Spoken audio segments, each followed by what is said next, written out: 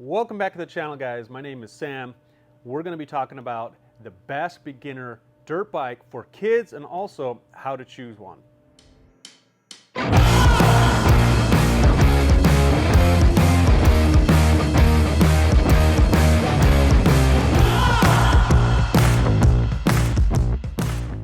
All right, guys, welcome back. Before we jump into this, if you guys aren't already subscribed, please hit the subscription button. It really helps me out. Also, if you guys are looking to buy parts or gear for your dirt biking activities, there is a Rocky Mountain ATV link in the description. If you click on that, buy something, I get a small commission from that, so thanks in advance. All right, guys, the number one rule first, before we talk about anything else about what bike's right for you and your kids, is to make sure you buy the proper riding gear. So high quality helmet and high quality riding boots and goggles are a must have.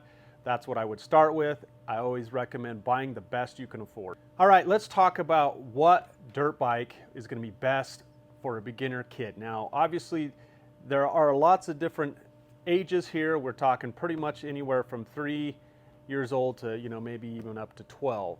But before that, let's talk about the two types of dirt bikes. So there are trail bikes, like you see behind me, and then there are motocross bikes.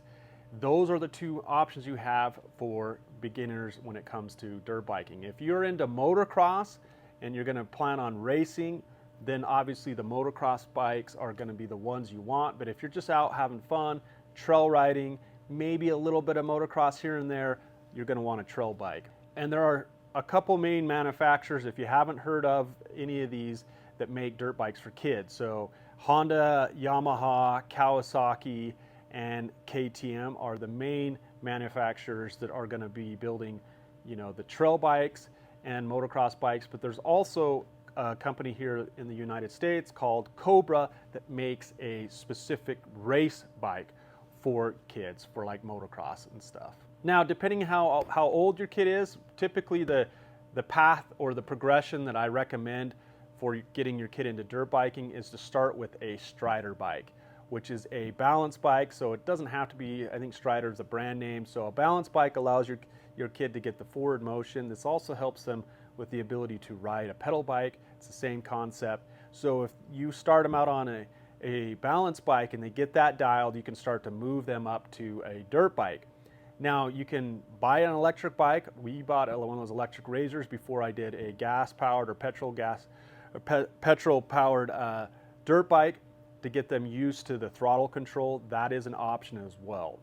Now, depending how old they are, you can get a couple different options. So if you're into trail riding, there's lots of options for you, but with a trail bike, they essentially are going to have less power, they're going to be heavier, some of them have electric start, and they don't have nearly as much power, which could be good, and that's what you want for your kid.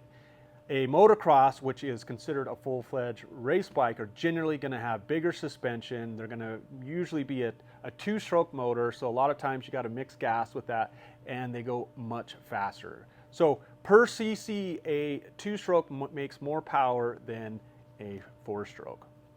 Now, with the trail bikes, you have everything from the Yamaha PW50.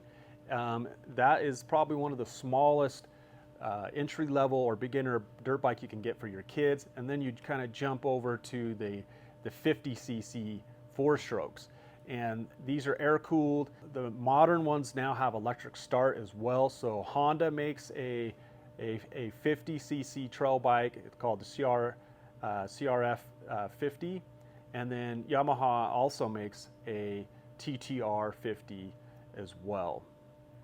As I talk through these, I'll also put up the price so you kind of know or get an idea of what they're running. New, you can obviously buy a lot of these bikes used. They haven't changed much, so some of them don't have electric start. Back in the older bikes, and maybe they were called like the CRF 70 or something like that, but they're pretty much the same idea. These are considered, like I said, trail bikes, more mild power, a little heavier, and kind of basic suspension. You still can have a lot of fun mobbing around, and the 50cc's are going to have, these trail bikes are going to have like a 3-speed transmission, so they are semi-automatic and no clutch, so they just have to shift.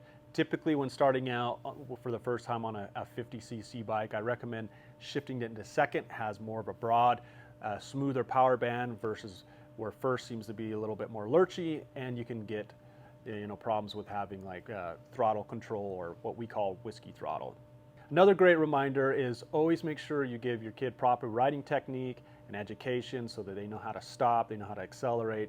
That way they can be safe. The best way to be safe is not to actually wreck, and proper riding technique helps you from wrecking or falling over and getting injured.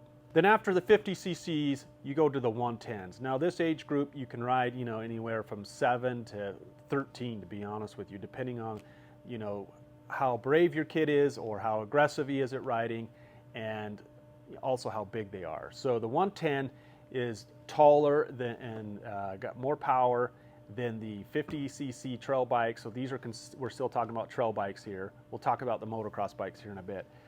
But the 110s, these, the new modern ones actually have fuel injection. They are electric start, so they're really smooth. So the Honda is a fuel injected, the CRF 110, and then they have the TTR 110, which is Yamaha's version, which is electric start, but it is not fuel injected, it has a carburetor. Then we enter into Kawasaki. So Kawasaki also makes a couple 110s. Now they make a 110 that also has a semi-automatic transmission, just like the Honda and Yamaha.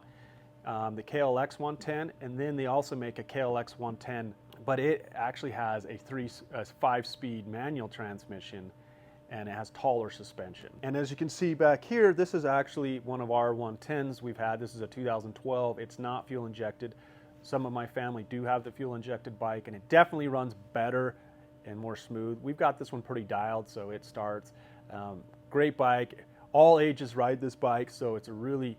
And then let's talk about ones a little bit bigger. So we kind of go into the bigger space, like this one you see here. This is a fuel-injected Honda CRF 125F, and this has got a fuel-injected motor, taller suspension, bigger tires, and typically, 12, 11 to 15 is kind of what we recommend with this bike.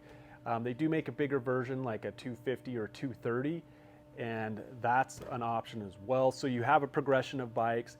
It's bigger, more powerful. You are moving, once you go from a 110 to the 125 cc or the 230 or 250 Fs, they have a manual clutch. So they're going to have a manual gearbox, so they got to learn how to start with a clutch, which is a good thing. A clutch is your friend and allows you to control and modulate the power. And they're pretty friendly, so they're not very difficult. Typically, when we get a new rider on it, it takes 10, 15 minutes for them to kind of figure it out. And then after they figure it out, it's usually pretty easy. All right, so that's trail bikes. Like I mentioned, trail bikes have less power. They're not as much suspension, a little bit easier to ride, not built for racing, a little bit heavier, and a little bit more simple and less power. Let's talk about beginner kids motocross bikes. So a lot of times we recommend, when your kid's getting started into, you can actually ride a trail bike on a motocross track. It's not a bad idea if they're a little bit younger to get them started on some of these smaller bikes versus jumping straight into the motocross bikes. Now, Cobra and KTM, which also KTM owns Husqvarna and Gas, they do make a 50 Mini that's basically a 2-stroke motor, more of the race components. They are more expensive. They're a 2-stroke, but they do go faster and have much better suspension than the trail bikes. That's what you can get started on, are some of these bikes. Now, the KTM, I'm not 100% sure with the Cobra, but the KTM for sure has what they call the centrifugal clutch, and it basically has no gearing, and as you accelerate, it basically expands some discs that grab onto the clutch, then it starts to spin. So it kind of does have a little bit of an on and off feel to them, and they are 2-strokes, which they have a lot more power than its counterparts in the trail bikes, but it's fast. So the KTM 50 SX Mini, the Cobra, I think SX50 is what they call that, is kind of those beginner motocross bikes if you want to get into racing. Then from there, you do have a bigger version of the 50. Instead of it being like the junior size, the 50, the KTM 50 SX, and also the Cobra, and the Husqvarna has it. The Husky as well has a 50 cc. And with these, you can enter into a world where you can get a gas-powered 2-stroke, but you can also, KTM makes a electric bike as well, which is a good option. Electric bikes are great because they you can control the different powers. So if I was a beginner and asking if someone was asking me, I want to get into racing, what bikes should I start on? I'd actually start with the KTM 50 electric bikes. And the reason for that is they have different power settings that allow you to really detune the bike. But electric bike is a great option for if you're just getting started, because the reasons I mentioned. It's a simpler bike that's not loud. They can ride around on the lawn, and it's quiet and doesn't have a ton of heat, and you can also detune the power, which as a parent is really nice, so that your kid can learn how to have better throttle control without being scared of the bike. All right, so after the 50cc, then we jump into bikes that pretty much they're all gas powered. So they're like we had the 50cc race motocross bikes. Now we're going to the 65. So KTM and Husky and Gas all make a 65 motocross bike, including Cobra. Along with the KTM, the Cobra, and the Husky, Yamaha and Kawasaki also make a 65. So the Yamaha YZ65 and the Kawasaki KX65. After that, we jump up to the bigger bikes. So as we're progressing up, basically it's a bigger motor, bigger suspension, so that it has a taller seat height. Typically the 65 are going to be anywhere from like 7 to 8 years old to maybe 10 is kind of that range. Now it just depends on how big your kid is and how good he is at riding. And so you can be younger or older than that depending on what you want to do. And so the bigger bikes, the 85s, are now like my boy Milo. He's 12, 13 years old. He's riding a YZ85. Now KTM makes an 85. They have ones that have a little bit bigger wheels, so it can be one that's got a taller bike with bigger wheels. They call it big wheel kit. Husky and Gas, and then the YZ85 as well, and then the KX actually makes a 100 and then a 112 as well. And once you get there, basically anything above the 85 to the 100cc two-stroke motocross bikes, that's the last sizes of kids bikes or the smaller seat height. After that, you move to full-size dirt bikes. Now there is a whole nother genre called trials bikes, which are awesome as well, and they're a lot of fun. There's a lot of different options. We're not going to go on those today.